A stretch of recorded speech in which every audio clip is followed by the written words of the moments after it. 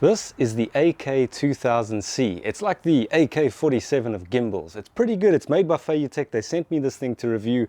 Let's see what this thing can do. I must say, it's one of the best gimbals interfaces I've ever used on all the previous gimbals that I've used. This thing just makes sense, and there's a few little details that we'll go over that are just very nice. So this particular gimbal really surprised me, mainly because it's got a max payload of 2.2 kilograms, and so what you get for the price, it's actually pretty much performs better than the Weebill S, which I've tested before, and it's a lot cheaper than the Ronin RSC2 and the Ronin SC2, obviously. So this thing is pretty darn good. I'm not just saying that.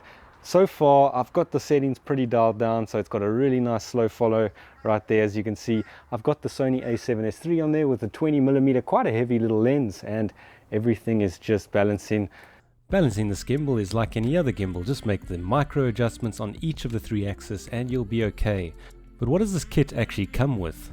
Well, you get an anti-slip metal tripod, an Arco quick release plate, a lens holder or support for heavy lenses, an Allen key charging cable, and control cables for Canon, Sony, Panasonic, etc. I do like this little fake wooden plastic insert they got on the side. I think you can get customized versions of this particular gimbal, and as you can see, it's got a little tripod mount that screws out at the bottom. This is the Sony a7S III on the gimbal. The Sony a7S III is pretty smooth as it is, but this thing's a great companion if you want to do some filming somewhere. Maybe you want to do some professional work. This will handle it no problem, and I've put bigger lenses on here. I've put zoom lenses on this thing, and it all works.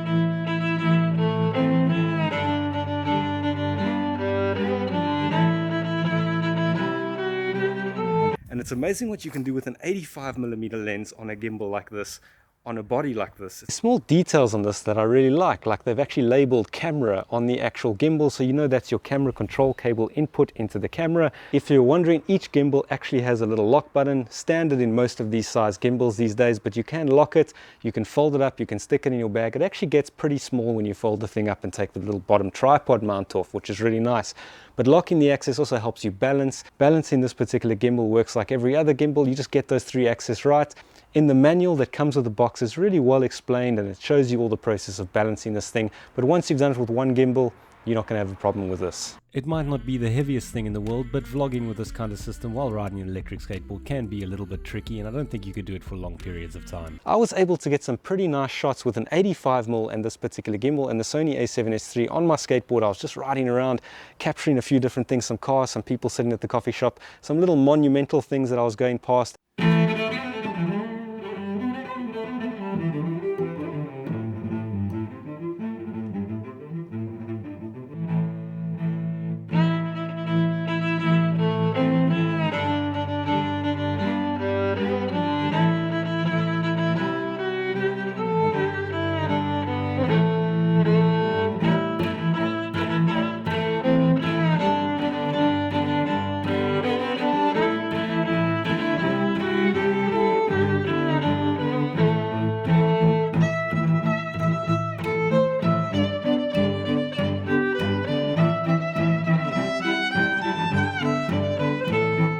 Battery life on this particular gimbal is about 7 hours, which is really good. It takes about an hour and a half to charge, and I used this thing for most of the morning, and I think I used it for about 2 hours this morning, and the battery is still on 3 bars, so it hasn't dropped one yet. I'm sure if I keep using it for the rest of this video it's going to drop, but I'll let you know.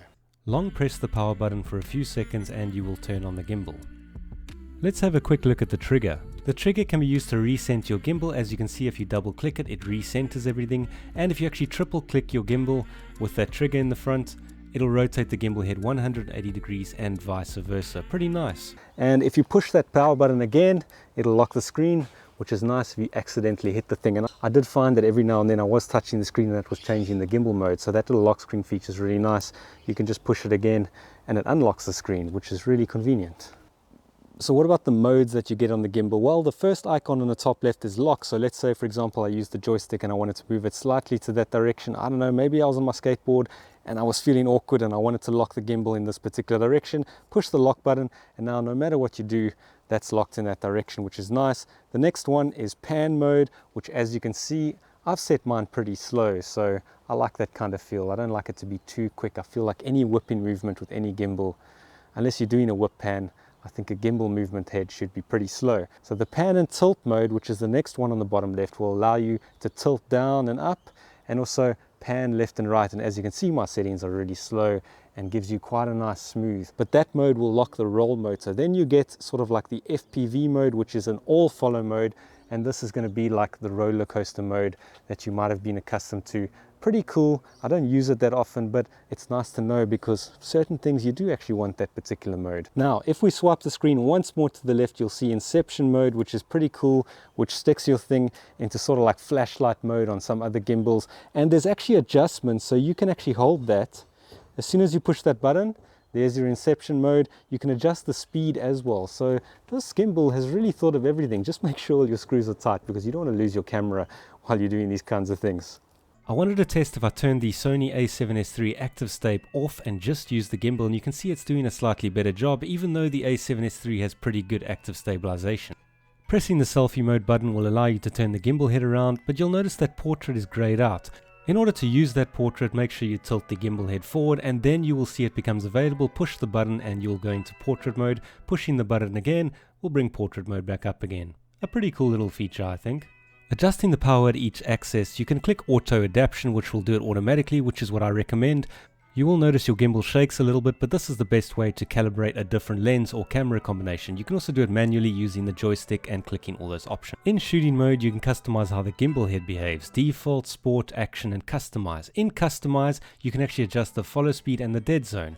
Follow speed is how quick the actual gimbal moves around. A dead zone is kind of the degree to which you have to turn your wrist before it actually responds. Moving on, the joystick settings allow you to reverse the joystick or set the speed of the tilting and the panning. A very useful little feature. Again, you can just go into one of those options by clicking it, clicking down, and you can adjust them. I usually keep these pretty low because I like it low.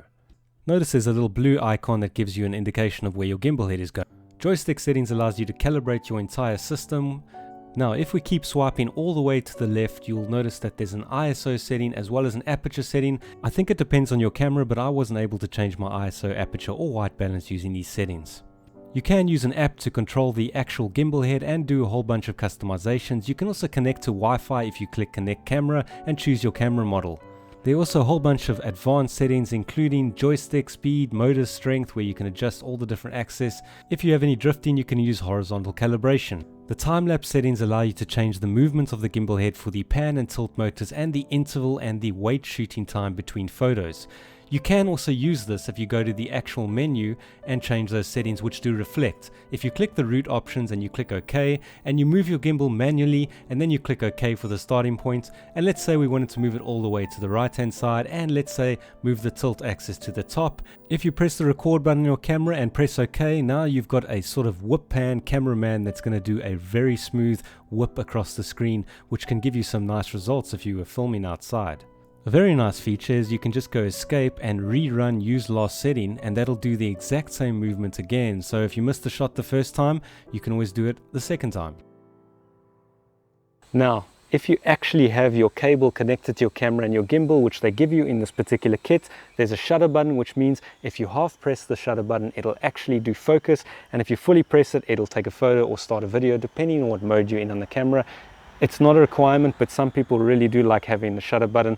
I prefer not having that many cables around my system and just a gimbal, but you know, I don't mind pushing the button on the top, but some people, they get anal with that kind of thing. On the bottom you have 1/4 inch and 3/8 thread, so you can mount this to a monopod or a bigger tripod and you could do some crazy shots where you lift the thing up. Not sure if I'm into that kind of thing, but I can see the value of it. You can get some drone type shots, and I was able to follow a car as it was driving along on my skateboard, which I thought came out pretty nice with that 85mm. This smooths out any issues you're going to have with a mirrorless camera. So where do I rank this ak2000c? It's actually pretty good. One of its competitors is the Weeble S. I tested this thing out before. I will say that the interface and the design of this thing is just way better than the Weeble S.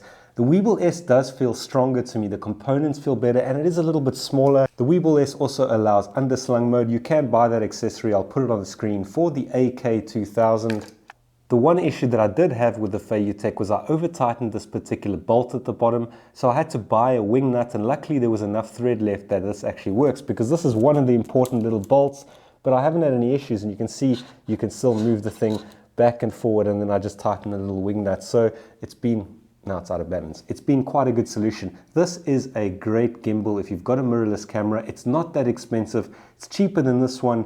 and it just works really well. One of the things, like I said, was this little component broke. I don't know if that was just me, user error, over tightening the thing or not knowing what I was doing at that particular point. I hope you enjoyed this video. Leave a like if you don't mind. It's a great little gimbal. Affiliate links in the description, of course, and see you again next. Subscribe. See you again next time.